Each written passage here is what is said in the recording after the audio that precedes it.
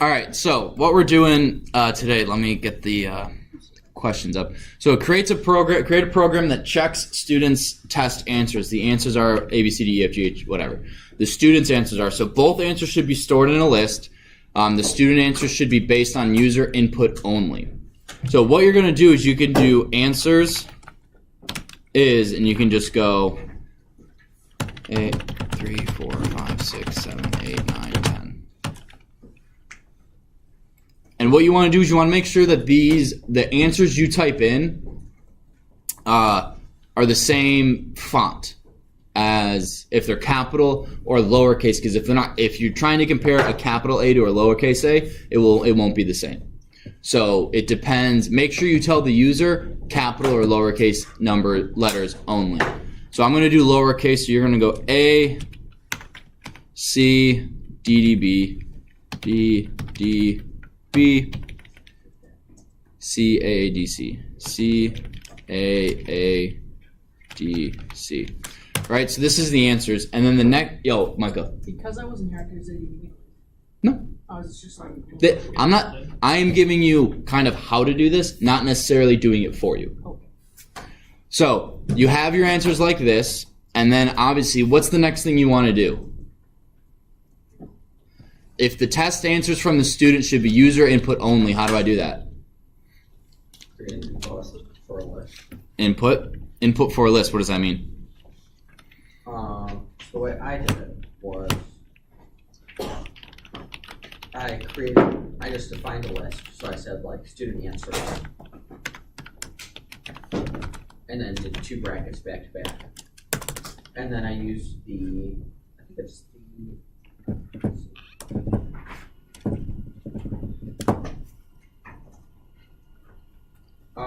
so I set an input, I created a variable, like that, instead of an input from the user, so it could be anything, like input the letter answer, and then I appended, so it would be student answers, then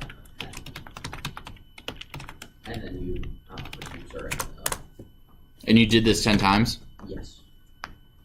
Can I ask you a question? Yeah. What does a pen mean again? A pen, it takes whatever's in here and adds it to the end of the list. So it takes whatever's in here and adds it to the end of the list. So it's adding It adds user to Stu answers. That's not necessarily something we went over in the PowerPoint. This is kind of something I wanted you guys to look through the book and kind of do a little investigative learning. And then I'm going over it today. So the way you add something to the end of a list is you append it and whatever's in the brackets. Again, this can be another list. This could be a variable. This could be a letter. This could be a number. It could be basically anything that fits in a list. And then the list you want to add it to is Stu answers. So did you just copy and paste this? No, I did for X and range 10. Okay, because I was going to say like you could do this, but that's what loops are for. So yes, now the big thing. So you then do a for loop for X in range 10. And then if you want to be real fancy, answer for question. String concatenation. Yep. And then plus str x plus 1 plus I gotta have a space here.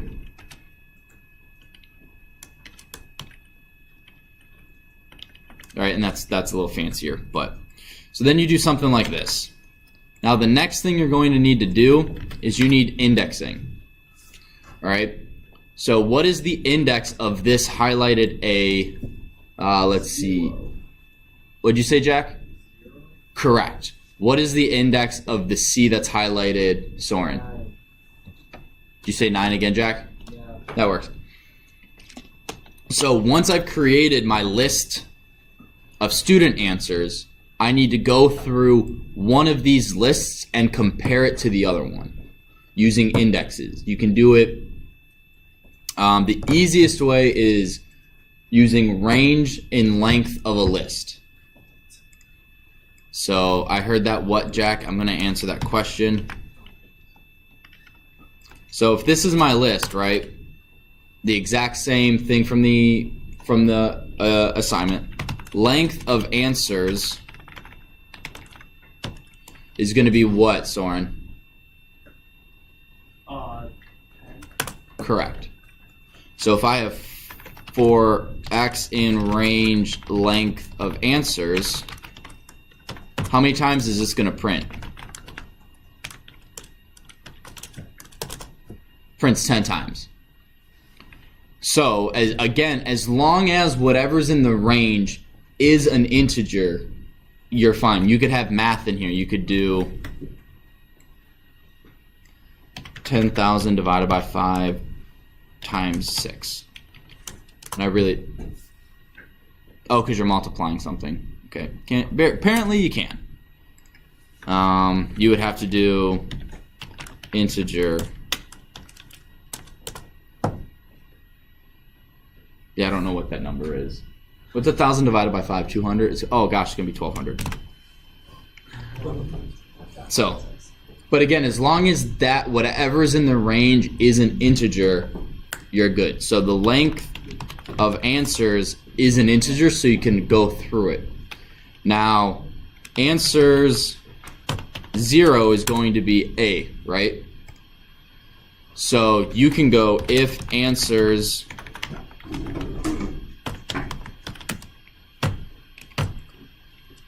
Actually, you don't have to do that if statement. You can if you just have a Boolean expression, it will tell you if it's true or not. So equals B, false.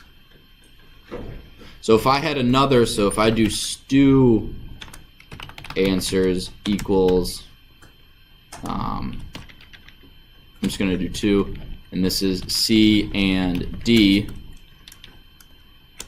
I can then do answers stu answers 0, false. Does that kind of make sense? You use the range of the list to get the index, and then you check the indexes of the list. Yes, no, maybe so. Abby, do you have any questions? No. Okay. You're just sitting there twirling your hair. Sorry. Do you guys get that? All you're doing is you're looking through the index of one list and checking to see if the same index in a different list is the same or different. So let's go. You would do if, correct. I don't have correct as a print.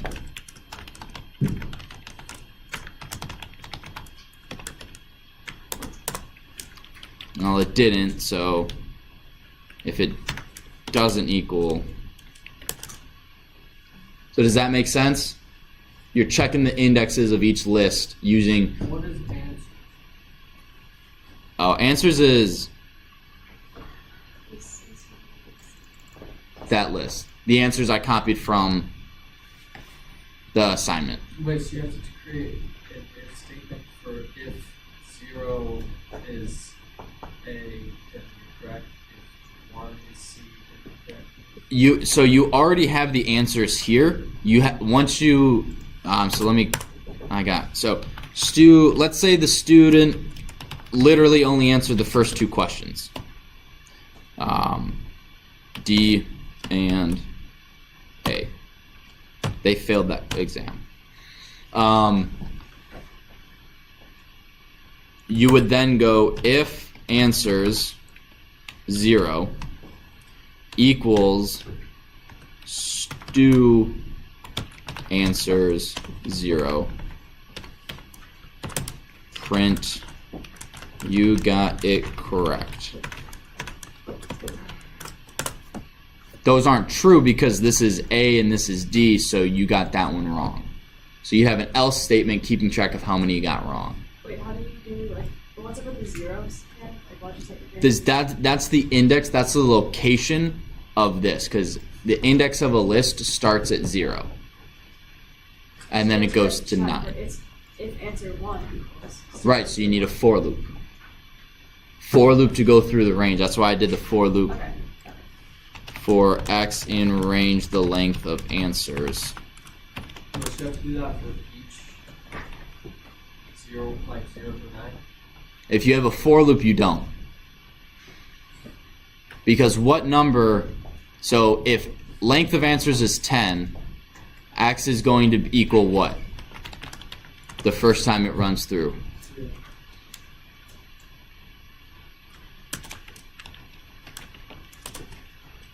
Right? The first time it runs through, it's a 0. Second, and then it's over. So if you have a for loop and instead of putting an actual number in here, you put a variable, maybe x, it will go through the entire list. Zach. If you were to put, if those if answers 0 equals stu answers, could you put if answers x equals stu answers x? That's what I was just saying, yeah. Oh, okay. As long as this number in the brackets is an integer, it will work unless you have a 10 number list and you're looking for the 12th element in it, you'll get an error. It's like looking for inch 14 on a ruler.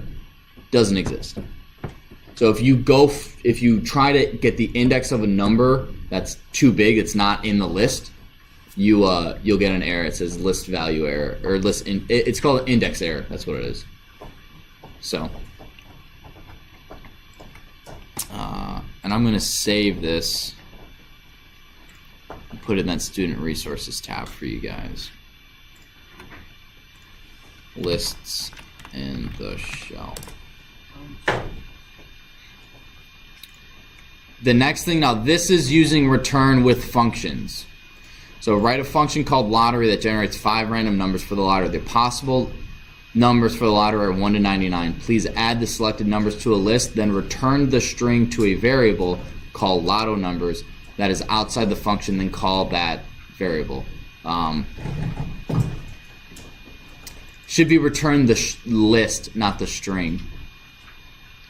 Can I edit this? And then return the list. Did I see someone's hand go up? Yeah. Alright. So with this one, right, you just need a loop that generates 5 random numbers, right? I'm not really going to walk you through that. The possible numbers for the lottery are 1 to 99. So if we're using rand int, what are my 2 parameters? Say 1 to 99. Yes. So rand int, what are my 2 parameters? What? It is an integer, but when I do random.rand int, what are my 2 numbers in here? If I want 1 from 99, 1 to 99. What? Did you use rand int or rand range? That's incorrect. That includes 100. So if I'm doing rand int, I want 1 comma 99. And if I'm doing rand range, I want 1 to 100.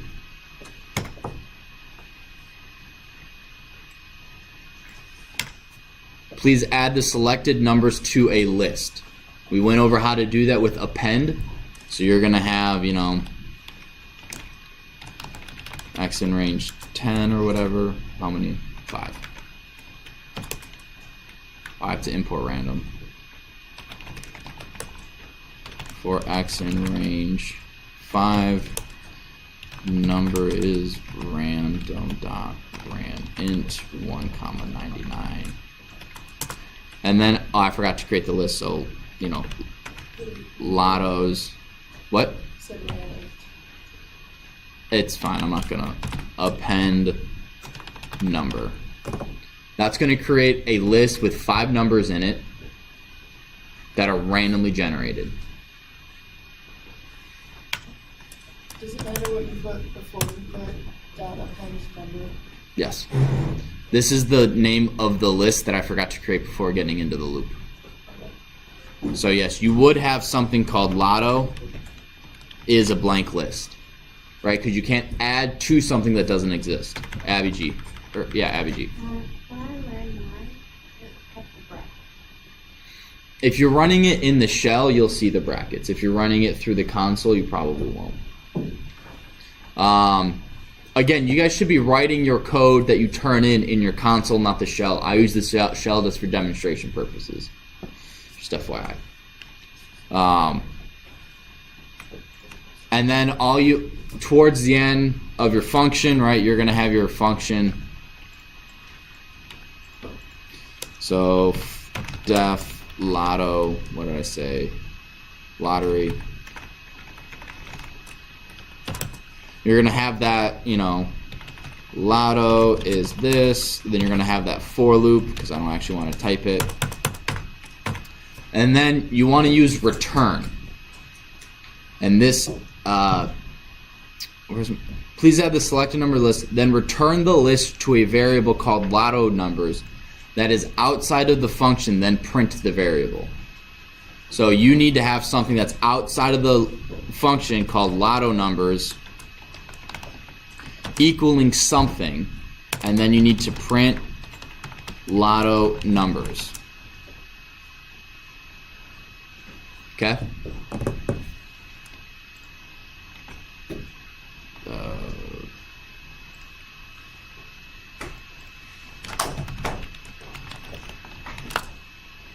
Lists in the console. Now the last one, write a function called dice and have the function simulate rolling a dice 1,000 times. Have the function keep track of how many times each number is rolled and then display the number of times each side was rolled. Use a list to store the number of times a side was rolled. So that should be fairly straightforward. Define dice. How do we have something simulate something happening 1,000 times?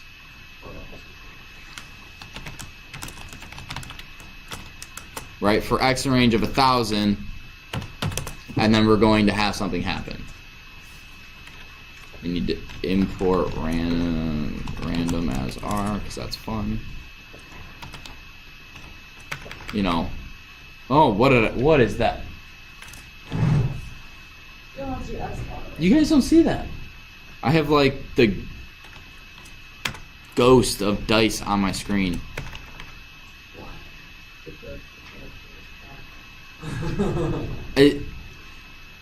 What is going on my screen? I hope.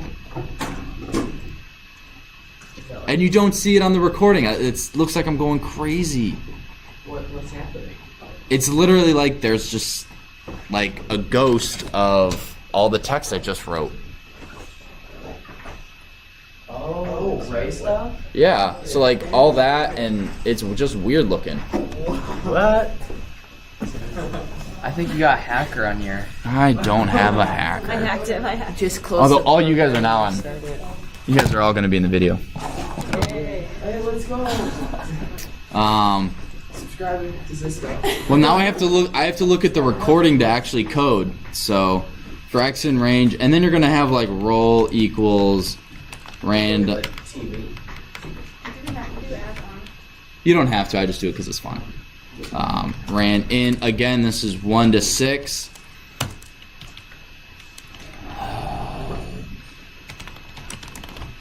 And then instead of doing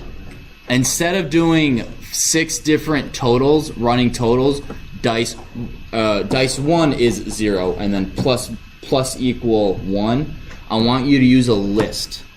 So your list can either be where am I clicking? 0, 0, 3, 4, 5, 6, something like this. That might be the easiest thing to do. Just start it off everything with 0, and then if roll equal 1, add to this list element. I'm not going to. Oh, there we go. Now it's back to normal. I'm not going to explicitly tell you how to do that because I have 5 minutes and I want to. Oh, I'm not going to get through the PowerPoint, but Michael. But can't you just like have rolls equal then It's happening again. and then just do append afterwards, but also can be You can. In the loop, if you have append, you will have 1,000 objects. because you're adding that roll to the end of the list. So you don't want to do that. You want to add to a specific list index. So if I roll a 3, what is the index of list? What's the index of the list if I'm rolling a 3? It's going to be 2. So if I roll a 1, what is the index of 1 in this list? Right. So it's the append index. You don't need to use append anymore. If you create it like this, you don't need to use append at all. If I did say that, I misspoke and I'm sorry. What's up, Lauren? Just wait this down. You're down or are you on your phone? Bone? Can you put your phone away, please? Is it in your pocket or in your hand? It's in my bag. It's in your bag, okay. You guys think you're so sneaky. I don't. It's doing that ghost thing again, so hang on, I gotta look at it. So, rolls 0 plus equal 1. And you do that for every number. Now again, that is saved in student resources. I hope you guys use it. I actually can't tell if anyone does use it, so maybe a complete waste of my time. But the lists PowerPoint is in there. I highly recommend going through it. I'm going to finish going through it. I'm going to open it up right now, actually. So hopefully you guys have coded this. It's freaking out again. So I'm going to save it. I'm going to exit. I'm going to make sure this is saved. Hey, you guys don't see it. That's really weird. Like a ghost. Like it's happening again. Like I see the ghost of Python shell on my screen. But isn't that literally just supposed to record exactly what's on the screen? It's not. It's a I don't know. Or is it like tied, if you have your OBS like tied to the title, I mean like with the program, or do you just have it for screen capture? I just have it for screen capture, and it's not recording exactly what's on. Oh, I might have it recording that screen, but I don't know. Regardless, your PowerPoint is going to look a little different. I changed the whatever, but so I would totally go through this because this has everything you need to do that. Oh, you can also do negative numbers to start from the end of a list. But list length, literally everything you need to do that assignment is in this loop, is in this PowerPoint.